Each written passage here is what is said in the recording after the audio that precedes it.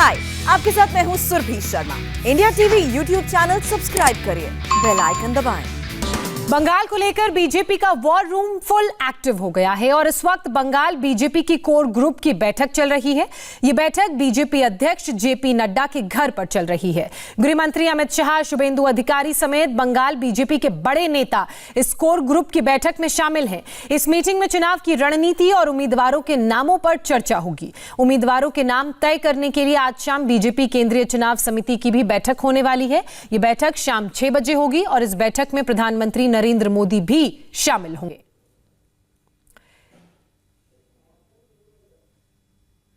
इस वक्त की बड़ी खबर, बंगाल बीजेपी की कोर ग्रुप की बैठक शाम 6 बजे होगी जिसमें प्रधानमंत्री नरेंद्र मोदी शामिल होंगे। फिलहाल आपको बता दें कि बीजेपी के राष्ट्रीय अध्यक्ष जेपी नड्डा के घर पर बैठक चल रही है और इस बैठक में चुनावों को लेकर कौन कौन से प्रत्याशी हैं जो सामने आएंगे, उनके नामों को लेकर मंथन चल रहा है।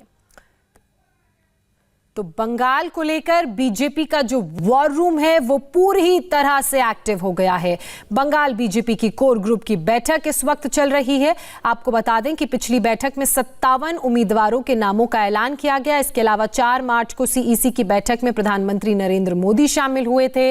असम, पुडुचेरी, केरल, जो तमाम 5 राज्य हैं जहां चुनाव हो रहे हैं, उनको लेकर मंथन किया जा रहा है। केंद्रीय चुनाव समिति की भी बैठक होनी है। बंगाल चुनाव में उम्मीदवारों के नाम इस बैठक में तय किए जाएंगे। तो पिछली भी जो बैठक हुई थी उसमें 27 उम्मीदवारों के नामों का ऐलान किया गया था। 4 मार्च को सीईसी की बैठक में प्रधानमंत्री नरेंद्र मोदी शामिल हुए थे। इसके अलावा आपको बता दें कि असम, पुडुचेरी, केरल, तमिलनाडु पर भी आज होने वाली बैठक में चर्चा होगी। बीजेपी केंद्रीय चुनाव समिति की भी बैठक है जिसमें प्रधानमंत्री नरेंद्र मोदी शामिल होंगे। शाम 6 बजे का वक्त उसका बताया जा रहा है। मेरे सहयोगी देवेंद्र पराशर इस वक्त मेरे साथ फोन लाइन पर जुड़ चुके हैं, सीधे उनका रुख करेंगे। देवेंद्र, सीईसी की जो अहम बैठक है वो शाम 6 बजे होने वाली है। इसके अलावा आज जेपी नड्डा के घर पर भी बैठक चल रही है, क्या अपडेट? अभी बंगाल और असम के कोर ग्रुप लीडर्स की बैठक है बीजेपी के राष्ट्रीय अध्यक्ष जेपी नड्डा के घर। ये कोर ग्रुप की बैठक इस लिहाज से की जाती है ताकि केंद्रीय चुनाव समिति में जब प्रधानमंत्री मोदी के सामने जब ब्यौरा डिटेल्स ब्यौरा जाए तो कम से कम उसकी एक स्कैनिंग की जा सके, स्क्रीनिंग की जा सके और वहां पे एक छोटी लिस्ट पीएम के सामने पेश की जाए। हर सीट पे ज्यादा से ज्यादा 2 से 3 उम्मीदवार ही हों, जबकि उसके पहले की जो कोर ग्रुप की बैठक होती है उसमें कई सारे उम्मीदवारों पर चर्चा की जाती है और फिर उसको शॉर्टलिस्ट करके केंद्रीय चुनाव समिति के सामने लेकर जाया जाता है। उसी शॉर्टलिस्ट के लिए बीजेपी के राष्ट्रीय अध्यक्ष जेपी नड्डा के घर पर बैठक चल रही है अभी, जिसमें गृह मंत्री अमित शाह मौजूद हैं। इसके अलावा बंगाल बीजेपी कोर ग्रुप के लीडर मौजूद हैं। आसाम के भी नेता वहां पे आए हुए हैं जो कि आसाम के मसले पर बातचीत करेंगे, जो सीटें बची हुई हैं उससे बात करेंगे। इसके अलावा कैंपेन को लेकर बात करेंगे। तो कुल मिलाकर एक अहम बैठक, लेकिन शाम में जब बैठक होगी चुनाव समिति की बैठक, उस बैठक में ही उम्मीदवारों के नाम पर मुहर लगाई जाएगी। इससे पहले कल केरल को लेकर भी कल देर शाम बीजेपी के राष्ट्रीय अध्यक्ष जेपी नड्डा के घर पर बैठक हुई थी। जी बिल्कुल, बहुत शुक्रिया देवेंद्र आपका तमाम जानकारी, तमाम अपडेट के लिए। आगे भी हम आपसे जानकारी लेते रहेंगे। तो बंगाल को लेकर बीजेपी में अहम बैठक जारी है, तो वहीं चुनाव आयोग भी फुल एक्शन में नजर आ रहा है। कोलकाता पुलिस ने ममता पर हुए हमले को लेकर अपनी चुनाव रिपोर्ट चुनाव आयोग को सौंप दी है। आपको बता दें कि चुनाव आयोग कोलकाता पुलिस की इस रिपोर्ट से खुश नहीं है। चुनाव आयोग ने बंगाल के चीफ सेक्रेटरी को आज शाम तक डिटेल्ड रिपोर्ट देने को कहा है। इस बीच चुनाव आयोग के ऑब्जर्वर भी आज अपनी रिपोर्ट देंगे। तो आपको बता दें कि जहां एक तरफ बीजेपी की बैठक चल रही है तो वहीं दूसरी तरफ चुनाव आयोग भी फुल एक्शन में नजर आ रहा है। सबसे पहले आपको यह बताते हैं कि ममता पर पुलिस की जो रिपोर्ट आई है उस रिपोर्ट में क्या कहा गया है।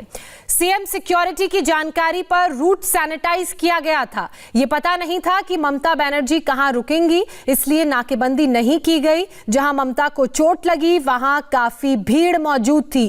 कार का गेट लोहे के खंबे से टकराने का वीडियो नहीं है। कार के दरवाजे को धक्का देने का भी क्लियर सबूत नहीं है। लेकिन ममता चोट केस में रिपोर्ट से इलेक्शन कमीशन संतुष्ट नहीं है। कोलकाता पुलिस ने चुनाव आयोग को रिपोर्ट भेजी। ईसी ने बंगाल के चीफ सेक्रेटरी से डिटेल्ड रिपोर्ट मांगी। चुनाव आयोग के ऑब्जर्वर भी डिटेल्ड रिपोर्ट देंगे। ममता को 10 मार्च को नंदीग्राम में, आपको बता दें, चोट लगी थी और इसी बीच ममता बनर्जी कल अस्पताल से डिस्चार्ज हो गई हैं। करीब 48 घंटे बाद अस्पताल से ममता बनर्जी को डिस्चार्ज किया गया है और वो व्हील चेयर पर सवार होकर अस्पताल से बाहर आई। ममता बनर्जी जनता के आशीर्वाद से, ऊपर वाला के कृपा से ठीक हो जाएंगे। हर मंदिर में उनके लिए प्रार्थना हो रहा, हर मस्जिद में दुआ हो रहा, हर गिरजा में प्रार्थना हो रहा। ममता बनर्जी बहुत जल्दी ठीक हो जाएंगे और फिर से बंगाल की शेरनी वो फिर पूरा बंगाल घूमेगी और बीजेपी को गोल के ऊपर गोल देते रहेगी। खेला होबे बीजेपी गोल खाबे तबे 294 बेशी नয়। खेल होगा इसका मतलब? खेल तो शुरू हो गया। उनके पास जेट प्लेन है, उनके पास सीबी है, ईडी है, उनके पास दौलत है, उनके पास मसल पावर है और हमारे पास दीदी है। ठीक हो जाएगी। थोड़ी देर पहले उनको रिलीज किया गया है, तो हम उनके जल्द से जल्द ठीक होने का हम प्रार्थना कर रहे थे। मंडे से वो कह रही कि वो प्रचार शुरू करेंगे, तो हम भी मंडे से ही तैयारी, तो जैसे दादा ने कहा हमने तो शुरू ही नहीं किया है, मंडे से शुरू होगा तो फेयर ग्राउंड। अगर दीदी व्हील चेयर पे जाएंगी तो सिंपैथी वोट उनकी तरफ जाएंगे क्या? इस बात का दीदी पब्लिक जो है ना, कुछ दिन के लिए हो सकता है कि भटक जाए। 10 साल से वो भटक रही है ना। उनके परिवर्तन से परित्राण मिलने का समय आ गया है। अब व्हील चेयर हो या ना कार्ट व्हील हो, कुछ भी हो, इससे आप पब्लिक का सिंपैथी जो है वो नहीं कर सकते। ये सिंपल सी बात है। तो टीएमसी ने ममता पर हमले को साजिश कहा, तो टीएमसी से बीजेपी में शामिल हुए दिनेश त्रिवेदी ने इसे नॉन इश्यू कहा। ममता बनर्जी एक मुख्यमंत्री है,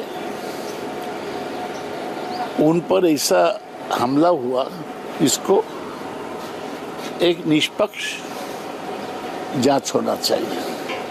यही बात हम उनको बोला। हम ये भी बोला कि ये जो घटना घटी, इसका पहले डीजी और एडीजी को हटाया गया और इसके पहले नरेंद्र मोदी से लेकर बीजेपी का दिलीप घोष, सब लोग बोला कि दीदी का नंदीग्राम में पतन होगा, गिरेंगे, तो वही हुआ। ममता जी का आप बयान देखें ना, उनके 2 बयान थे। एक बयान जब हादसा हुआ कि किसी ने मुझे धक्का दिया, किसी पार्टी विशेष का नाम ममता जी ने भी नहीं लिया। और ममता जी का जो दूसरा बयान आया हॉस्पिटल से,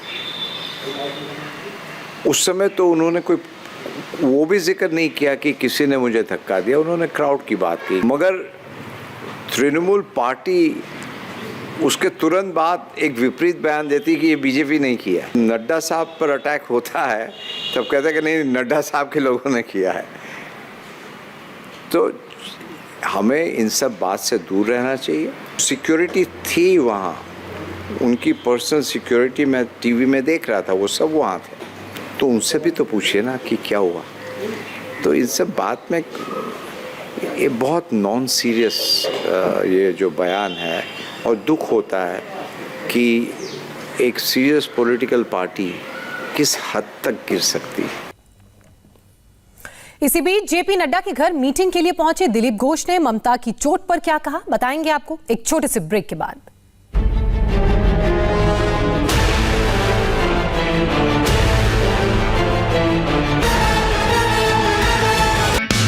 हाय, आई एम सुरभि शर्मा। खबरों से अपडेट रहने के लिए India TV YouTube channel subscribe करिए, साथ में बेल आइकन जरूर दबाएं। जुड़े रहें इंडिया टीवी के साथ।